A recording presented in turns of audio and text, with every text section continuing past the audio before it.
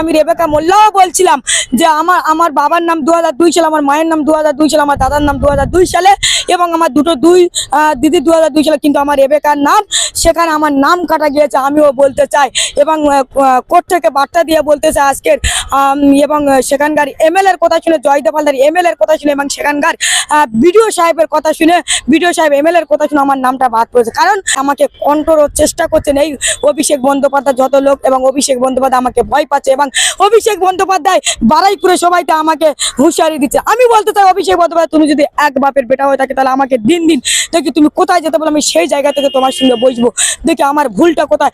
আমাকে এসআইআর থেকে নাম বাদ দিয়ে আবার সেখানকার এমএলএ বিডিও সাহেব তপন কুমার তিনিও বলছেন নাম ভুল। আর আমি বিডিওকে বলতে চাই আমার বাপের নাম নূর ইসলাম মোল্লা, আপনি ইসলাম মোল্লা কেন লিখেছেন? বলছে ওটা না হয়ে গেছে। আর এটা কি ছেলে খেলা না, এটা কি মগের মূল্য?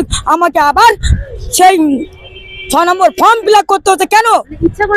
ইচ্ছাকৃত করে আমাকে কন্ট্রোলের চেষ্টা করছে। আমি একজন প্রতিবাদী, আমি একজন সাধারণ মানুষের পাশে থাকি, যেমন অভয়ার কাণ্ড, তাবান্না, আনিস খান, কামদুনি, বকটুই, হাঁসখালি, পার্কস্ট্রিট, প্রতিটা কসবাই লোক, প্রতিটা জায়গায় আমার উপর একটার পর একটা আক্রমণ। কেন?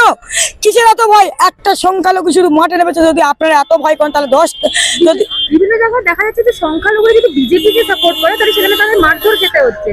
কেন এই বিষয়গুলো কেন হচ্ছে? মমতা বন্দ্যোপাধ্যায় ভয় পেয়েছে কারণ 38% উপর মমতা বন্দ্যোপাধ্যায় সরকার টিকে হয়েছে। আর 38% বুঝতে পেরেছে মমতা বন্দ্যোপাধ্যায় কোনো মুসলিমের জন্য কিছু না। আমরা দেখলাম ইজতেমা হয়েছিলেন কোথায়? সেই হুগলি থেকে। সেখানে তার প্রশাসন একটা প্রোটেকশন দিল না, সেখানে একটা গাড়ি দিল না, একটা বাস দিল না। আর মমতা বন্দ্যোপাধ্যায় যদি একটা কিচ্ছু করে সেখানে বাস গাড়ি কেন? খালি মুসলিমের ভোটটা আপনারা ব্যবহার করতে পারেন তেজপাতার মতন, আর মুসলিমের কোনো প্রোটেকশন দিতে পারবে না। মমতা বন্দ্যোপাধ্যায় এতদিন মুসলিম নিয়ে রাজনীতি করেছে, এতদিন মুসলিমকে নিয়ে পাত তুলে রেখেছে তেজপাতার মতন। মুসলিমকে তরকারি যেমন তেজপাতা তুষে ফেলে দেয়, আর মুসলিমের ভোট ব্যবহার করে এই মমতা বন্দ্যোপাধ্যায়। মুসলিম না বুঝতে পেরেছে যে মমতা বন্দ্যোপাধ্যায়ের মতো থার্ড ক্লাস মেয়ের পেছনে আর মমতা বন্দ্যোপাধ্যায়ের সঙ্গে থাকলে আমাদের সব নষ্ট হয়ে যাবে।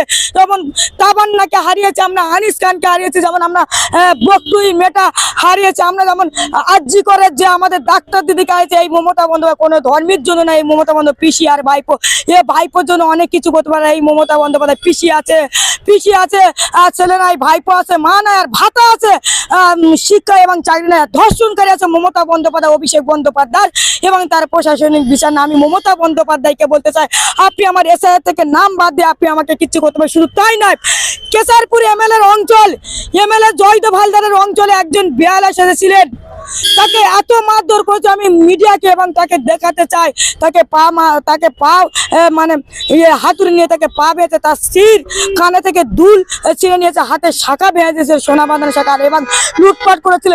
তাকে বলেছিলেন যে ভোটার ছিল ওখানে 150 একটা বুথে, সে ভোটটা বাদ দিয়েছিল বলে তাকে এত মারধর করেছে। কেশারপুর এমএলএ জয়দেব হালদারের অঞ্চলে এবং এমএলএ জয়দেব হালদারের বুথে, আর এবং তার ভাই বাসু হালদার এমএলএর ভাই, তাকে মারধর করে আজও তিনি বাড়ি থাকতে পারছেন কেন? আবার থানায় থেকে আমরা জানাচ্ছিলাম থানা করে এফআইআর নেবে না। এটা কি পশ্চিমবঙ্গে কি তোমার বাবা কালকে সম্পত্তি? তুমি যত অনুপ্রবেশকারী বাংলাদেশি মুসলমান আনবে এনে হিন্দু মুসলিমের দাঙ্গা। আমি রেবেকা মোল্লা বলতে চাই, যতদিনে আমি রেবেকা মোল্লা আমার প্রাণ আছে, আমি হিন্দু মুসলিমের এই পশ্চিম বাংলার দাঙ্গা লাগাতে পারবো। যদি মমতা বলো তোমাকে যদি কিছু করে থাকে তুমি করবে। এক বাপে যদি বেটি হয়ে থাকেন, তুমি যদি এক বাপে যদি ধর্ম হয়ে থাকে, তুমি হিন্দু মুসলিমের রাজনীতিরা এই পশ্চিমবাংলা খেলছে আমরা দেখলাম।